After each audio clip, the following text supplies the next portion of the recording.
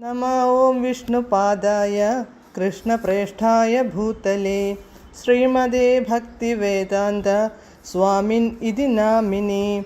नमस्ते सारस्वते देवे गौरवाणी प्रचारिणे निर्विशेषशून्यवादी पाश्चात्यदेशतारिणे। जय श्रीकृष्ण चैतन्य प्रभु नित्यानन्द श्री अद्वैत गदाधर श्रीवासादि गौरभक्तवृन्द। हरे कृष्ण कृष्ण कृष्ण हरे हरे, हरे राम राम राम हरे हरे। हरे कृष्ण कृष्ण कृष्ण हरे हरे, हरे राम राम राम हरे हरे। हरे कृष्ण कृष्ण कृष्ण हरे हरे, हरे राम राम ഹരേ ഹരേ. പരമദിവ്യോത്തമ പുരുഷനായ ശ്രീകൃഷ്ണ ഭഗവാന്റെ കഥകളാണ് ശ്രീകൃഷ്ണ എന്ന പുസ്തകത്തിലൂടെ പറയുന്നത്.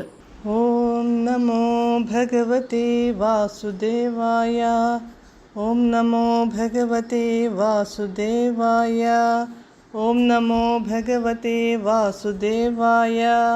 നാരായണം നമസ്കൃത്യ നരം ചൈവ നരോത്തമം ദേവീം സരസ്വതീം വ്യാസം തതോ ജയമുദീരയേത്. നഷ്ടപ്രായേഷു ഭദ്രേഷു നിത്യം ഭാഗവത സേവയാ ഭഗവത്യുത്തമശ്ലോകേ ഭക്തിർഭവതി നഷ്ടികി. അധ്യായം 86 വേദമൂർത്തികളുടെ പ്രാർത്ഥന. Page number 887. ഓരോരുത്തരും അവരവരുടെ അഭിപ്രായം സ്ഥാപിക്കാൻ ശ്രമം നടത്തി നോക്കി. അവസാനം അവർ ഒരു രഞ്ജിപ്പിലെത്തി. എല്ലാ അഭിപ്രായങ്ങളും ഒരേ ലക്ഷ്യത്തിലാണ്, അതിനാൽ എല്ലാം സാധുവാണ് എന്ന് അവർ പ്രഖ്യാപിച്ചു. എന്നാൽ വേദമൂർത്തികളുടെ പ്രാർത്ഥന വച്ച് നോക്കുമ്പോൾ അവയൊന്നും സാധുവല്ല. കാരണം അവരുടെ ജ്ഞാനപ്രക്രിയ ക്ഷണികമായ ഈ ഭൗതിക ലോകത്തു സൃഷ്ടിച്ചതാണ്. അവരൊക്കെ യഥാർത്ഥ കാര്യം വിട്ടുകളഞ്ഞു. പരമപുമാനായ നിരപേക്ഷ സത്യത്തെ ഭക്തിമാർഗത്തിലൂടെ മാത്രമേ മനസ്സിലാക്കാൻ സാധിക്കൂ. ജൈമിനി മഹർഷിയെ പോലുള്ള മഹർഷിമാർ പ്രതിനിധാനം ചെയ്യുന്ന മീമാംസകർ വിഭാഗത്തിൽപ്പെട്ട ദാർശനികരുടെ അഭിപ്രായത്തിൽ എല്ലാവരും നിർദ്ദിഷ്ട കർമ്മങ്ങളിലോ പുണ്യകർമ്മങ്ങളിലോ വ്യാപൃതരായിരിക്കണം. ഇത്തരം കർമ്മങ്ങൾ അവരെ സർവോന്നതമായ പരിപൂർണതയിലെത്തിക്കുകയും ചെയ്യും. എന്നാൽ ഭഗവത്ഗീത 9-ാം അധ്യായം ഈ അഭിപ്രായത്തെ എതിർക്കുന്നു. പുണ്യകർമ്മങ്ങൾ ഒരുവനെ സ്വർഗത്തിലേക്കുയർത്തുമെന്നും എന്നാൽ അവൻ സഞ്ചയിച്ച പുണ്യം തീർന്നു കഴിയുമ്പോൾ സ്വർലോകങ്ങളിലെ സമുന്നതമായ ഭൗതിക ക്ഷേമൈശ്വര്യങ്ങളുടെ സുഖാനുഭവങ്ങൾ അവസാനിപ്പിച്ച് ആയുർദൈർഘ്യവും ഭൗതിക സുഖങ്ങളുടെ നിലവാരവും കുറഞ്ഞ ഈ താഴത്തെ ലോകത്തിലേക്ക് തന്നെ മടങ്ങി വരുമെന്നാണ് അതിൽ പറഞ്ഞിരിക്കുന്നത്. ക്ഷീണേ പുണ്യേ മർത്യലോകം വിശന്തി എന്നാണു ഗീതാവാക്യം. അതിനാൽ പുണ്യകർമ്മങ്ങൾ നിരപേക്ഷ സത്യത്തിലേക്കു നയിക്കുമെന്ന മീമാംസകരുടെ നിഗമനം അസാധുവാണ്. നിർമ്മല ഭക്തനു പുണ്യകർമ്മങ്ങളോടു സ്വഭാവേന തന്നെ ഒരു ചായ്വുണ്ടെങ്കിലും പുണ്യകർമ്മം കൊണ്ട് മാത്രം ആർക്കും പരമപുരുഷന്റെ അനുഭാവം നേടാൻ സാധ്യമല്ല. രജസ് തമോ ഗുണങ്ങളിൽ നിന്നുണ്ടാകുന്ന മാലിന്യങ്ങളകറ്റി ഒരുവനെ വിശുദ്ധീകരിക്കാൻ പുണ്യകർമ്മങ്ങൾക്കു സാധിച്ചേക്കും. എന്നാൽ ഭഗവത്ഗീത, ശ്രീമദ് ഭാഗവതം തുടങ്ങിയ മതഗ്രന്ഥങ്ങളുടെ രൂപത്തിലുള്ള അതീന്ദ്രിയ സന്ദേശങ്ങളുടെ നിരന്തരമായ ശ്രവണത്തിലേർപ്പെട്ടിരിക്കുന്ന ഭക്തനു അതു സ്വയമേവ സിദ്ധമാണ്.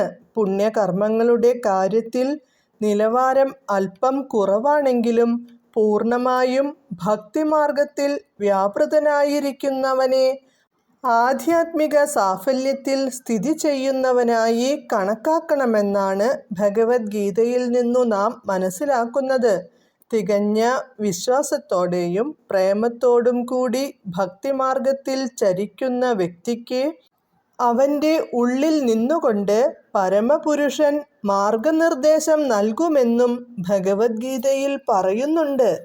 പരമാത്മരൂപത്തിൽ ഭഗവാൻ തന്നെയോ അഥവാ ആധ്യാത്മികാചാര്യനോ ഉള്ളിൽ സ്ഥിതി ചെയ്തുകൊണ്ട് ഭക്തനു ക്രമേണ ഭഗവത് ധാമത്തിലേക്കു മടങ്ങാൻ സഹായകമായ രീതിയിൽ ശരിയായ നിർദ്ദേശം നൽകുന്നു. ഒരുവനെ യഥാർത്ഥ ജ്ഞാനത്തിലേക്ക് നയിക്കുന്ന സത്യമല്ല മീമാംസകരുടെ നിഗമനം. അതുപോലെ സാഖ്യദർശനക്കാരുണ്ട്, ആധ്യാത്മിക വിദ്യക്കാരുണ്ട്.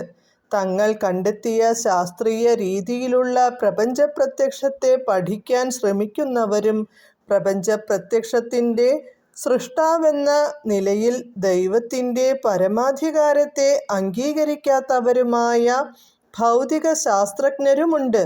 ഭൗതിക മൂലകങ്ങളുടെ പ്രതിപ്രവർത്തനങ്ങളാണ് പ്രപഞ്ചത്തിൻ്റെ ആദികാരണമെന്ന് അവർ തെറ്റായ നിഗമനത്തിലെത്തുന്നു.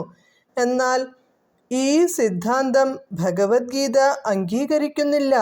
പ്രപഞ്ചപ്രവർത്തികൾക്കു പിന്നിൽ പരമപുരുഷൻ്റെ നിർദ്ദേശങ്ങളുണ്ടെന്ന് അതിൽ വ്യക്തമായി പറഞ്ഞിരിക്കുന്നു. സദ് വാ ഇദം അഗ്ര ആസീത്. പ്രപഞ്ചത്തിൻ്റെ ആദി പ്രപഞ്ചപ്രത്യക്ഷത്തിനു മുൻപു തന്നെ നിലനിന്നിരുന്നു എന്ന വൈദികാനുശാസനം ഇക്കാര്യം സ്ഥിരീകരിക്കുന്നുമുണ്ട്. അതിനാൽ ഭൗതിക പ്രപഞ്ചത്തിനു കാരണം ഭൗതിക മൂലകങ്ങളാവാൻ സാധ്യമേയല്ല. ഭൗതിക മൂലകങ്ങളെ ഭൗതിക കാരണങ്ങളായി അംഗീകരിച്ചാൽ തന്നെയും ആത്യന്തികമായ കാരണം പരമപുരുഷൻ തന്നെ. അതുകൊണ്ടാണ് ഭൗതിക പ്രകൃതി കൃഷ്ണൻ്റെ നിർദ്ദേശമനുസരിച്ചു പ്രവർത്തിക്കുന്നു എന്നു ഭഗവത്ഗീത പറയുന്നത്. ഹരേ കൃഷ്ണ.